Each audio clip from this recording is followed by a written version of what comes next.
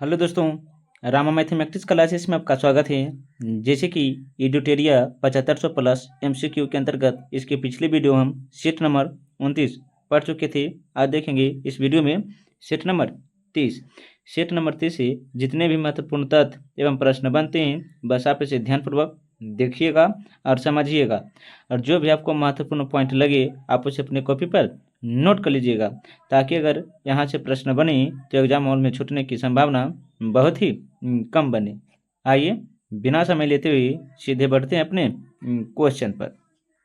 देखिएगा, थोड़ा सा हम जूम कर देते हैं ताकि आपको अच्छा से दिख सके। देखिएगा, क्वेश्चन नंबर कितना होगा तो 1। देखिए क्या, तो द वाटर एक्ट किस वर्ष लागू हुआ?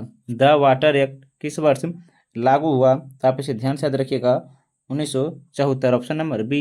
ये आपको इस तरह से पूछ सकता है क्या, तो प्रिवेंशन एंड कंट्रोल ऑफ क्या, तो पॉल्यूशन एक्ट किस वर्ष लागू हुआ है? तो 1974 में। आपको इस तरह भी पूछ सकता है, तो आप ध्यान से इसे याद रखिएगा। क्वेश्चन नंबर कितना होगा तो 2। क्या, तो देखिएगा, निम्न में किसमें जलवायु परिवर्तन का क्या, तो क्रायोजेनिक सांकेतक प्राप्त किया जाता है? तो आप इसे ध्यान से याद रखिएगा, आइस कोर है, ice core. Option number A होगा। क्वेश्चन नंबर 3 देखिए क्या, तो निम्नलिखित में कौन एक वैश्विक ऊष्मन के लिए उत्तरदायी नहीं? निम्नलिखित में से कौन एक वैश्विक ऊष्मन के लिए उत्तरदायी नहीं है? 3 का जो होगा याद रखिएगा, ऑप्शन नंबर बी होगा। क्या, तो आर्गन है। कौन है? तो आर्गन है। क्वेश्चन नंबर 4 देखिएगा क्या, तो किसी प्रजाति को विलुप्त माना जा सकता है? किसी प्रजाति को विलुप्त माना जा सकता है जब वह अपनी प्राकृतिक क्या आवास में देखी नहीं गई है?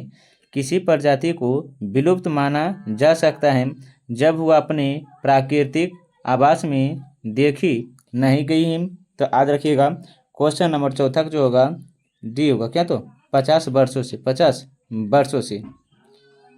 क्वेश्चन नंबर 5 देखिएगा क्या, तो भारत में गिद्धों की संख्या में कमी का प्रमुख कारण क्या है? भारत में जो है गिद्धों की संख्या के कमी में प्रमुख कारण क्या है? तो याद रखिएगा, जानवरों को डिक्लोफिनेक्स दवा देना, जानवरों को डिक्लोफिनेक्स दवा देना, जिसके कारण गिद्धों की संख्या में कमी आ रहा है। ऑप्शन नंबर डी होगा।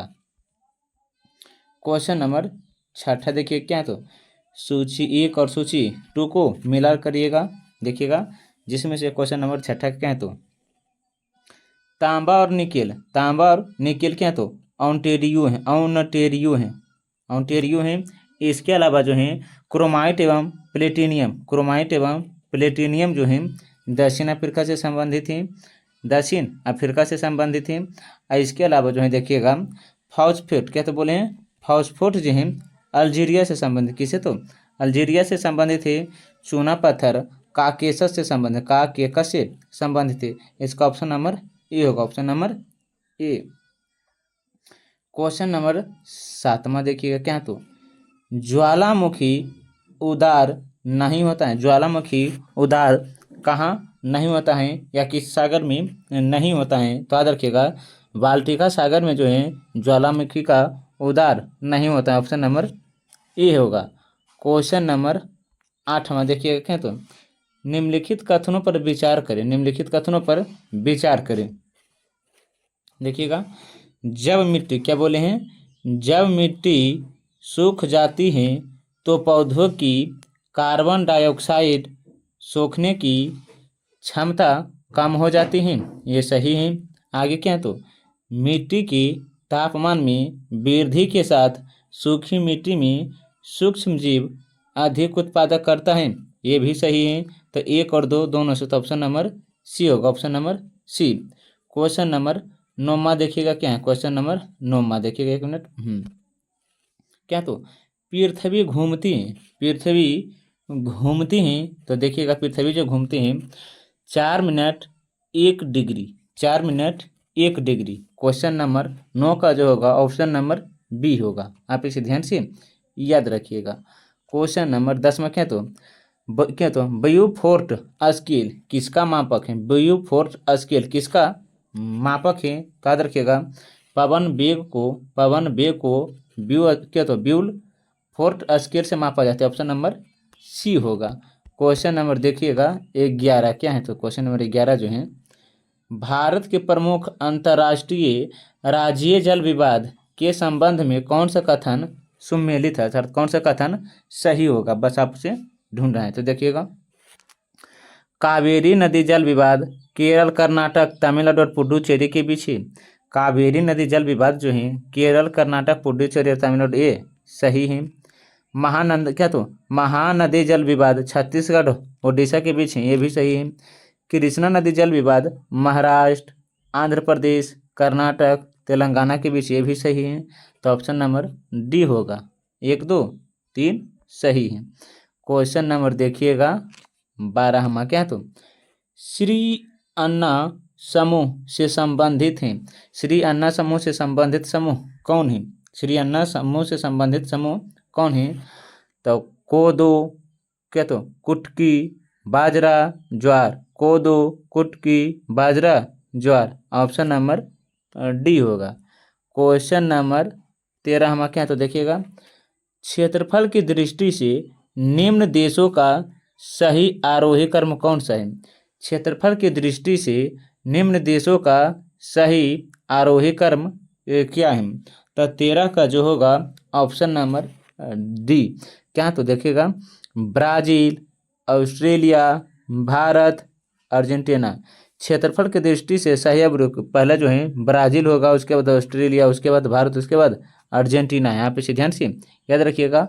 आप जानते ही होंगे कि क्षेत्रफल के दृष्टि से सबसे बड़ा जो देश है रूस है। कौन है? तो रूस। यहाँ पे ध्यान से याद रखिएगा।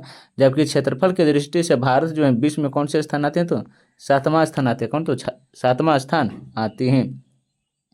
क्वेश्चन नंबर 14 देखिएगा क्या है? तो सूची 1 और सूची 2 को मिलाइए। एक तरफ अनुच्छेद दिया है और दूसरी तरफ संबंधित तथ्य। तो देखिएगा क्वेश्चन नंबर 14 को जो होगा क्या? तो देखिएगा अनुच्छेद 60 में क्या है? अनुच्छेद 60 में जो है राष्ट्रपति का शपथ है, ये सही है। अनुच्छेद 90 में क्या है? उपसभापति को पद से हटाना। उपसभापति को पद से हटाना। अनुच्छेद 94 में जो है स्पीकर को हटाना। अनुच्छेद 94 में जो है स्पीकर को हटाना है।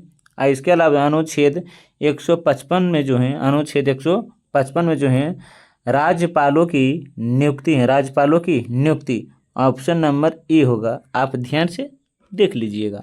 क्वेश्चन नंबर देखिएगा 15 क्या है? तो नियंत्रक एवं महालेख परीक्षक कैग के संदर्भ में निम्नलिखित कथनों पर विचार करें। निम्नलिखित कथनों पर विचार करें। क्वेश्चन नंबर 15 का जो होगा तो देखिएगा कैग का प्रावधान संविधान के भाग 5 में वर्णित है।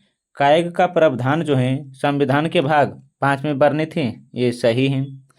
यह राष्ट्रपति के प्रसाद पर्यंत धारण होते हैं, ये गलत है।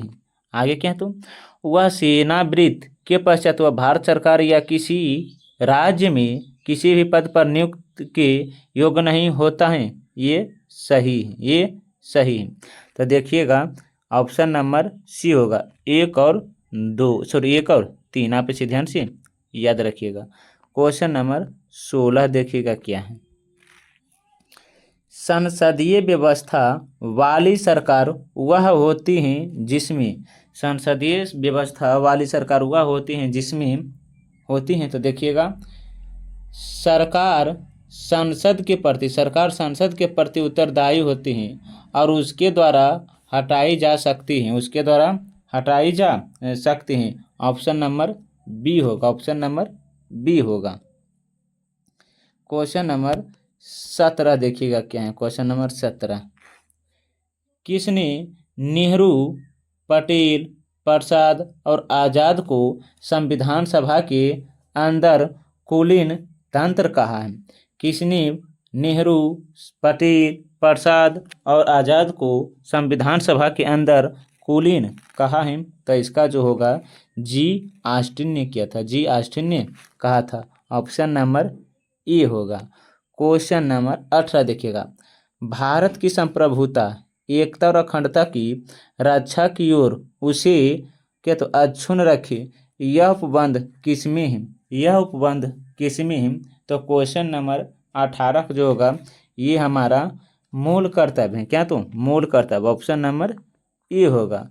क्वेश्चन नंबर 19 क्या तो देखिएगा, भारतीय प्रोटोकॉल के अनुसार निम्नलिखित में से कौन वरीयता क्रम में सर्वोच्च स्थान रखता है, वरीयता क्रम में सर्वोच्च स्थान रखता है? तो देखिएगा इसका जो होगा, अपने राज्यों के भीतर राज्यपाल, अपने राज्यों के भीतर राज्यपाल ये अपने वरीयता रखते हैं। ऑप्शन नंबर सी होगा। क्वेश्चन नंबर 20 देखिए, क्या तो भारत के संविधान की संघ राज्य भाषा को अंग्रेजी से हिंदी में बदलने के लिए कितनी अवधि प्रदान की गई है, कितनी अवधि प्रदान की गई है? तो याद रखिएगा 15 वर्ष। कितना तो 15 वर्ष, ऑप्शन नंबर सी होगा। क्वेश्चन नंबर देखिएगा कितना होगा तो 21, निम्नलिखित कथनों पर विचार करें, निम्नलिखित कथनों पर विचार करें। क्या है देखिएगा, समृद्धि का अर्थ देश में वस्तुओं और सेवाओं की उत्पादन क्षमता में वृद्धि होता है, ये गलत है। अर्थशास्त्र की भाषा में आर्थिक समृद्धि का प्रमाणिक सूचांक सकल घरेलू उत्पाद जीडीपी में नियंत्रण वृद्धि को माना जाता है, ये भी गलत है। ऑप्शन नंबर डी होगा। ना तो एक सही है और ना ही दो सही है। क्वेश्चन नंबर 22 है देखिएगा, क्या तो निम्नलिखित में से कौन राज्य सरकार के सकल राजकोषीय घाटे का सही मापन है, सही मापन है? तो क्वेश्चन नंबर 22 का जो होगा देखिएगा, राजस्व घाटा, पूंजीगत परिव्यय, शुद्ध ऋणद, ऑप्शन नंबर सी होगा, ऑप्शन नंबर सी। आगे देखिएगा क्वेश्चन नंबर कितना होगा तो 23, क्या तो निम्नलिखित में से कौन सी विशेषता बाजार ढांचे की नहीं है, कौन सी विशेषता बाजार ढांचे की नहीं है? तो क्वेश्चन नंबर 23 का जो होगा, क्वेश्चन नंबर 23 का जो होगा देखिए, क्या तो ऑप्शन नंबर डी होगा, ऊर्ध्वाधर एकीकरण, option number D. Question number 24 देखिएगा, क्या है क्वेश्चन नंबर 24, 1 मिनट देखिएगा। क्वेश्चन नंबर 24 क्या है, निम्नलिखित में कौन सा क्षेत्र भारत का सबसे बड़ा नियोक्ता है? निम्नलिखित में कौन सा क्षेत्र भारत का सबसे बड़ा नियोक्ता है? तो क्वेश्चन नंबर 24 का जो होगा ऑप्शन नंबर ए है, ऑप्शन नंबर ए है, प्राथमिक क्षेत्र है, प्राथमिक क्षेत्र है। क्वेश्चन नंबर देखिएगा, क्या है तो 25, निम्नलिखित में कौन राजकोषीय नीति का उपकरण नहीं है? कौन राजकोषीय नीति का उपकरण नहीं है? तो क्वेश्चन नंबर 25 का जो होगा, क्वेश्चन नंबर 25 का जो है साख की उपलब्धता, option number D. Question number 26 देखिए, क्या तो भारत की वर्तमान मुद्रा प्रणाली किस पर आधारित है? भारत की वर्तमान मुद्रा प्रणाली किस पर आधारित है? तो क्वेश्चन नंबर 26 का जो होगा याद रखिएगा, न्यूनतम रिजर्व प्रणाली, ऑप्शन नंबर बी होगा। क्वेश्चन नंबर देखिएगा 27, क्या है तो वाशिंग सोडा के एक अणु में जल के कितने अणु मौजूद होते हैं? वाशिंग सोडा के एक अणु में जल के कितने अणु मौजूद होते हैं? तो याद रखिएगा 10, कितना तो 10, ऑप्शन नंबर डी होगा। क्वेश्चन नंबर 28 देखिएगा, क्या तो कपूर तथा अमोनियम क्लोराइड के संदर्भ में सही कथन का चयन करें। तो क्वेश्चन नंबर 28 का जो होगा ऑप्शन नंबर सी, ये दोनों कार्बनिक यौगिक हैं, ये दोनों आक्रमणिक यौगिक हैं, ऑप्शन नंबर सी होगा। देखिएगा क्वेश्चन नंबर 29, निम्न में से कौन कार्बन का अपरूप नहीं है? कौन कार्बन का अपरूप नहीं है? तो याद रखिएगा क्लोरीन जो है कार्बन का अपरूप नहीं है। आप इसे ध्यान से याद रखिएगा। जबकि हीरा कार्बन का अपरूप है, फ्लोरीन कार्बन का अपरूप है, ग्रेफाइट भी कार्बन का अपरूप है, जबकि क्लोरीन नहीं है। आगे क्या है? तो निम्न में किस धातु को मोम रखता है? किस धातु को मोम में रखा जाता है? किस धातु को मोम में रखा जाता है? तो लिथियम को। किसे? तो लिथियम को। ऑप्शन नंबर बी होगा। क्वेश्चन नंबर देखिएगा कितना होगा? तो 31 का। नाइट्रेट उर्वरक के अधिक प्रयोग में बच्चों को कौन सा रोग होता है? नाइट्रेट उर्वरक के अधिक प्रयोग में बच्चों को कौन सा रोग होता है? तो क्वेश्चन नंबर 31 का जो होगा ऑप्शन नंबर सी होगा। माइथेग्लोबिनियम option number C. Question number देखिएगा 32 क्या? तो यदि मल जल का पूर्णतः ऑक्सीकरण कर दिया जाए तो वह नाइट्रोजन का स्वरूप हो जाएगा। हो जाएगा। तो देखिएगा क्वेश्चन नंबर 32 का जो होगा क्या बोले? क्वेश्चन नंबर 32 का डी होगा। क्या होगा? तो नाइट्रेट। क्या? तो नाइट्रेट है। क्वेश्चन नंबर 33 देखिएगा। ग्लूकोज ग्रहण करने में इंसुलिन के अत्यधिक प्रभाव को संपादित करने के लिए सूक्ष्म तत्वों की आवश्यकता होती है। सूक्ष्म तत्वों की आवश्यकता होती है। वह कौन है? तो याद रखिएगा इसका जो होगा ऑप्शन बी होगा। क्रोमियम है। कौन है? तो क्रोमियम है। ऑप्शन नंबर बी है। क्वेश्चन नंबर 34 है। क्या? तो ब्राह्कणों का कठोर लचीला भाग किसका बना होता है? ब्राह्कणों का कठोर लचीला भाग किसका बना होता है? तो याद रखिएगा क्वेश्चन नंबर 34 का जो होगा उपास्थि का बना होता है। किसका? तो उपास्थि का बना होता है। ऑप्शन नंबर सी होगा। क्वेश्चन नंबर 35 देखिएगा। निम्न में किसमें पूर्ण जन्म की शक्ति सबसे कम है? किसमें पूर्ण जन्म की शक्ति सबसे कम है? तो देखिएगा मस्तिष्क कोशिकाओं का ऑप्शन नंबर बी होगा। ऑप्शन नंबर बी है। क्वेश्चन नंबर देखिएगा कितना का? तो 36। क्वेश्चन नंबर 36 क्या है? तो निम्न में कौन एक कोशिकीय जीव का उदाहरण है? कौन एक कोशिकीय जीव का उदाहरण है? तो याद रखिएगा एक कोशिकीय जो है अमीबा है। एक कोशिकीय कौन है? तो अमीबा है। ऑप्शन नंबर बी होगा। क्वेश्चन नंबर 37 देखिएगा। किसी भी जीव की आनुवांशिक संरचना क्या कहलाते हैं? किसी भी जीव की आनुवांशिक संरचना क्या कहलाते हैं? तो जीनोटाइप कहलाते हैं। जीनोटाइप। ऑप्शन नंबर बी होगा। क्वेश्चन नंबर 38 देखिएगा। कोशिकाओं में गैसीय विनिमय किसके द्वारा होता है? कोशिकाओं में गैसीय विनिमय किसके द्वारा होता है? तो याद रखिएगा 38 का जो होगा ऑप्शन नंबर ए विसरण के द्वारा होता है। विसरण के द्वारा। क्वेश्चन नंबर 39 क्या? तो देखिएगा पाचन तंत्र के किस अंग की आकृति अंग्रेजी प्रणाली के अक्षर जे के समरूप होती हैं? जे के समरूप होती हैं। तो आप इसे ध्यान से याद रखिएगा। आमाशय की जो अंग्रेजी वर्णमाला में है जे के समारूप होते हैं। ऑप्शन नंबर बी होगा आमाशय। क्वेश्चन नंबर 40 देखिएगा। क्या? तो निम्न में कौन ग्रेगर मेंडल के आनुवांशिक सिद्धांत के अंतर्गत नहीं आता है?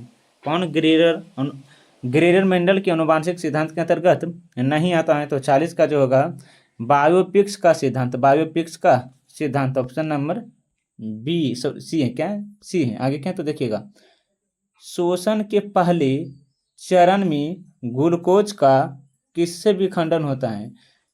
शोषण के पहले चरण में ग्लूकोज का किसमें विखंडन होता है?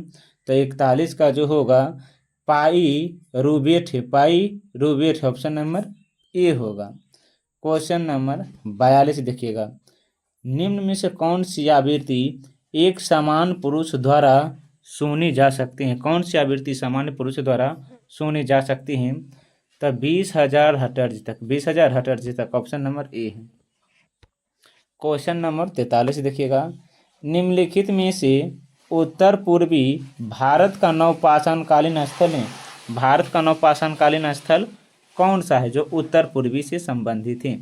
तो 43 का जो होगा, 43 का देखिएगा, चिरांद नहीं है, सेंथोर नहीं है, तारडीन नहीं है, क्या तो सरुतक है, तरु है, ऑप्शन नंबर सी है, ऑप्शन नंबर सी केवल 3 होगा। आगे देखिएगा क्या तो क्वेश्चन नंबर 44, निम्नलिखित में से कौन सा एक नरसिंधु सभ्यता में पश्चिमी एशिया के साथ समुद्री व्यापार से संबंधित है, समुद्री व्यापार से संबंधित हैं? तो इसका जो होगा ऑप्शन नंबर सी, किसे तो लोथल से। देखिएगा क्वेश्चन नंबर 25 क्या है तो देखिएगा, कन्हेरी गुफाएं किस धर्म से जुड़ी हैं? कन्हेरी गुफाएं जो किस धर्म से जुड़ी हैं? तो याद रखिएगा बौद्ध धर्म से, बौद्ध धर्म से। क्वेश्चन नंबर देखिएगा 46 से, क्वेश्चन नंबर कितना होगा तो 46 देखिएगा क्या है, ईरानी यात्री अबुल तलीफ किस मुगल शासक के शासनकाल में बिहार आए थे? तो इसका जो आंसर होगा देखिएगा क्वेश्चन नंबर 46 का अकबर, क्या तो अकबर के शासनकाल में। क्वेश्चन नंबर 47 देखिएगा, निम्नलिखित में से किसने तिलक को देहभाषण कहा तथा मेरा सबसे मजबूत बचाव चला गया? इसका जो होगा आंसर क्वेश्चन नंबर 47 का याद रखिएगा, तो महात्मा गांधी का यह कथन है। क्वेश्चन नंबर 48 देखिएगा, प्राच्य निरंकुशवाद के सिद्धांत को किसने विकसित किया? प्राच्य निरंकुशवाद के सिद्धांत को किसने विकसित किया? तो याद रखिएगा मॉन्टेस्क्यू ने, ऑप्शन नंबर सी होगा। क्वेश्चन नंबर देखिएगा 49, क्या तो दस्ताना ए अमीर हमज का चित्रकलन किसके द्वारा किया गया है? किसके द्वारा किया गया है?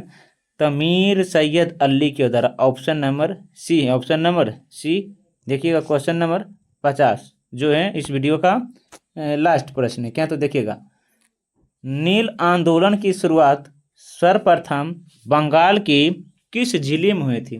नील आंदोलन की शुरुआत बंगाल के किस जिले में हुए थे? सबसे पहले तो याद रखिएगा नदिया में होता, किसे तो नदिया, आप इसे ध्यान से याद रखिएगा। देखिएगा महाजनपद से संबंधित जो महत्वपूर्ण तथ्य, पहले हम कुछ महाजनपद के बारे में बता देते हैं, बस आप उसे ध्यान से याद रखिएगा, महाजनपद से एक भी प्रश्न नहीं छूटेगा। देखिएगा पहले हम महाजनपद के बारे में कुछ जानकारी देते हैं। देखिएगा क्या बोले हैं, महाजनपद क्या है? महाजनपद। देखिएगा महाजनपदों की कुल संख्या आप जानते ही होंगे कितना है तो 16 है। महाजनपदों की कुल संख्या कितना तो 16, यहाँ पे से ध्यान से याद रखिएगा। महाजनपदों की जानकारी जो हमें मिलता है बौद्ध धर्म एवं जैन धर्म दोनों में मिलता है। बौद्ध धर्म में मिलता है हमें, बौद्ध धर्म में जो मिलता है अंगूतर निकाय से मिलता है, अंगूतर निकाय से, जबकि जैन धर्म में जो हमें मिलता है 16 महाजनपद की जानकारी भगवती सूत्र से मिलता है, भगवती सूत्र से मिलता है। यहाँ पे से ध्यान से याद रखिएगा। 16 महाजनपद का उदय जो हुआ था, 16 महाजनपद का उदय जो हुआ था महात्मा बुद्ध के जन्म से पूर्व है, महात्मा बुद्ध के जन्म से पूर्व अर्थात महात्मा बुद्ध के जन्म से पहले हुआ था। आप इसे ध्यान से याद रखिएगा। इसे महाजनपद को अद्वितीय नगरीकरण कहा गया, महाजनपद को अद्वितीय नगरीकरण कहा गया है। आप इसे ध्यान से रखिएगा। अद्वितीय नगरीकरण किसे कहा गया तो महाजनपद को ही कहा गया है। आप जानते हैं कि बिहार में कुल कितने महाजनपद हैं? बिहार में कुल 3 महाजनपद हैं। बिहार में कुल कितने तो 3 महाजनपद हैं। यहाँ पे से ध्यान से याद रखिएगा।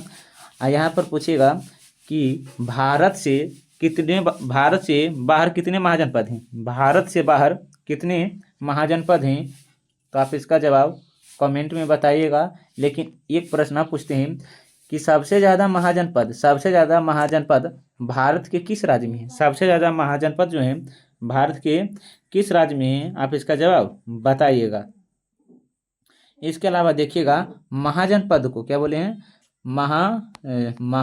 एक मिनट देखिएगा। हाँ, क्या बोले हैं? महाजनपद को जो है महाजनपद को दो भाग महाजनपद को आप जानते हैं कि कितना है? तो 16 है। देखिए क्या है? तो 16 है देखिएगा। लेकिन 14 राजतंत्र था। 14 जो था राजतंत्र था, जबकि 2 गणतंत्र था। 14 महाजनपद राजतंत्र था और 2 महाजनपद गणतंत्र था। आप इसे ध्यान से याद रखिएगा।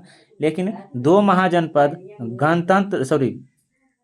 गणतंत्र था, वो ये कौन कौन थे? तो याद रखिएगा 2 महाजनपद जो गणतंत्र थे, एक बंजे थे और दूसरा मल्ल थे। एक बंजे थे और दूसरा मल्ल थे। तो आप इसे ध्यान से याद रखिएगा। दुनिया का सबसे पहला गणतंत्र लिच्छवी है। कौन है? तो लिच्छवी वंश ने गणतंत्र की शुरुआत की है। तो याद रखिएगा दुनिया का सबसे पहला गणतंत्र कौन है? तो लिच्छवी है। कौन है? तो लिच्छवी। यहाँ पे इसे ध्यान से याद रखिएगा। लेकिन यहीं पर पूछेगा, देखिएगा एक है इस तरह है, कंबोज जो उत्तर में है, जबकि अवंती पश्चिम में है। आंग जो है पूरब में, आंग कहाँ है? तो पूरब में है। असमक जो है कहाँ है? तो दक्षिण में। आप इसे ध्यान से याद रखिएगा। लेकिन देखिएगा अंग महाजनपद को बिंबिसार ने जीतकर मगध में मिलाया था। अंग महाजनपद को पूछेंगे किसने जीता है? तो बिंबिसार ने जीता था और उसे मगध में मिला लिया था। आप इसे ध्यान से याद रखिएगा। और इसके अलावा अपने पुत्र अजातशत्रु को सौंप दिया था। बिंबिसार के पुत्र कौन थे? तो अजातशत्रु ही थे। अंग को क्या बोले हैं? अंग को वणिक नगरों का नगरों कहा गया है। व्यापारों के लिए महत्वपूर्ण था। कौन? तो अंग व्यापारों के लिए महत्वपूर्ण था। लेकिन आप इसे ध्यान से याद रखिएगा। पूछेंगे सबसे शक्तिशाली महाजनपद कौन थे? तो मगध थे। सबसे शक्तिशाली महाजनपद मगध थे। 2 महाजनपद भारत से बाहर हैं। इसका जवाब तो कितने? भारत से बाहर कितने महाजनपद हैं? तो 2 महाजनपद हैं। आप इसे ध्यान से याद रखिएगा। और 2 कौन कौन हैं? तो एक है कंबोज, एक कौन है? तो कंबोज और दूसरा है गंधार। एक है कंबोज और दूसरा है गंधार। और सबसे ज़्यादा महाजनपद बताइए कहाँ? तो उत्तर प्रदेश में 8 महाजनपद है। उत्तर प्रदेश में कितने? तो 8 महाजनपद हैं। जबकि बिहार में कितने हैं? तो 3 महाजनपद हैं। बिहार में कितने महाजनपद हैं? तो 3 महाजनपद हैं। यहाँ पे इसे ध्यान से याद रखिएगा। अब देखते हैं, एक तरफ है महाजनपद और दूसरी तरफ है राजधानी, अर्थात 16 महाजनपद की राजधानियाँ हैं। बस आप इसे ध्यान से याद रखिएगा। हम वर्तमान क्षेत्र बताते चलेंगे कि कहाँ कहाँ है। तो देखिएगा पहला जो है मगध है। क्या बोले हैं? मगध। देखिएगा मगध की राजधानी कहाँ है? तो गिरिब्रेज या राजगिरी है। गिरिब्रज, राजगिरी या राजगीर। यहाँ पे इसे ध्यान से याद रखिएगा। यह जो वर्तमान में पड़ता है पटना गया बिहार में है। पटना गया बिहार में। कौन? तो मगध। यहाँ पे इसे ध्यान से याद रखिएगा। ये भी बिहार में है। ये भी बिहार में। इस पर जो देखिएगा बिंबिसार जो हर्यक वंश के थे, बिंबिसार जो हर्यक वंश के थे, इस पर अधिकार किए थे। और यहाँ पर बौद्ध धर्म की भी उदय माने जाते हैं। अर्थात भगवान बुद्ध ने भी राजगीर गए थे। दूसरा कौन है? तो अंग है। तो पूछेंगे मगध की राजधानी कहाँ है? तो गिरिब्रज, राजगिरी या राजगीर है। अंग की राजधानी कहाँ है? तो चंपा है। अंग की राजधानी कहाँ है? तो चंपा। आप इसे ध्यान से याद रखिएगा। लेकिन पूछेंगे चंपा जो वर्तमान में कहाँ पड़ता है? तो भागलपुर मुंगेर बिहार में है। भागलपुर मुंगेर बिहार में। यहाँ पे इसे ध्यान से याद रखिएगा। यहाँ का शासक ब्रह्मदत्त थे। यहाँ का शासक कौन थे? अंग के शासक कौन थे? ब्रह्मदत्त थे। कौन थे? ब्रह्मदत्त थे। आगे देखिएगा, एक मिनट। दूसरा है क्या? तो बंजे की राजधानी क्या है? तो वैशाली। बंजे की राजधानी कहाँ है? तो वैशाली। यहाँ पे इसे ध्यान से याद रखिएगा। देखिएगा एक मिनट। क्या बोले हैं, वाणिज्य की राजधानी कहाँ है, तो वैशाली, आप इसे ध्यान से याद रखिएगा। इसके अलावा है काशी, क्या है, काशी की राजधानी कहाँ है, तो काशी की राजधानी वाराणसी है। काशी की राजधानी कहाँ है, तो वाराणसी है, यहाँ पे इसे ध्यान से याद रखिएगा। इसके अलावा है वतस, वतस की राजधानी कहाँ है, तो कौशाम्बी है। वतस की राजधानी कौशाम्बी है। कुरु की राजधानी इंद्रप्रस्थ है। कुरु की राजधानी इंद्रप्रस्थ है। काम्बोज की राजधानी राजपुर या हाटक है। असमा की राजधानी पोटली है। असमा की राजधानी कहाँ है, तो पोटली है। लेकिन देखिएगा, कौशल की राजधानी कहाँ है, तो श्रावस्ती है। अवंती की राजधानी उज्जैन है। मल्ल की राजधानी कुशीनगर है। पंचाल की राजधानी यही क्षत्रिय कपिला है। चंदी की राजधानी सुक्तिमती। चंदी की राजधानी कहाँ है, तो सुक्तिमती है। मत्स्य की राजधानी विराटनगर है। सूरसेन की राजधानी मथुरा है। गंधार की राजधानी तक्षशिला है। गंधार की राजधानी कहाँ है, तो तक्षशिला है। पे से ध्यान से याद रखिएगा। हम एक बार ये फिर बता देते हैं ताकि आपको अच्छा से याद रह सके। बिहार में कितने महाजनपद हैं, तो 3 हैं। बिहार में कितने महाजनपद हैं, तो 3 हैं। आप जानते हैं तो तीनों कौन कौन हैं, उसका जवाब आप कमेंट में बताइएगा। भारत से बाहर कितने महाजनपद हैं, तो 2 हैं। भारत से बाहर कितने महाजनपद हैं, तो 2 हैं। इसका भी जवाब कमेंट में बताइएगा। और ये बताइए कि सबसे ज़्यादा महाजनपद कहाँ हैं, भारत के कौन से राज्य में। आप इसका भी जवाब कमेंट में बताइएगा। इस वीडियो में जो है सेट नंबर 30 पढ़ लिए हैं। अगर वीडियो और कंटेंट अच्छा लगता है तो वीडियो को लाइक, सब्सक्राइब, कमेंट और साथ साथ अपने दोस्तों के साथ भी शेयर कीजिएगा। तब तक के लिए पढ़ने में मस्त रहिए, ज़बरदस्त रहिए। हम मिलते हैं एक नए वीडियो के साथ। तब तक के लिए धन्यवाद।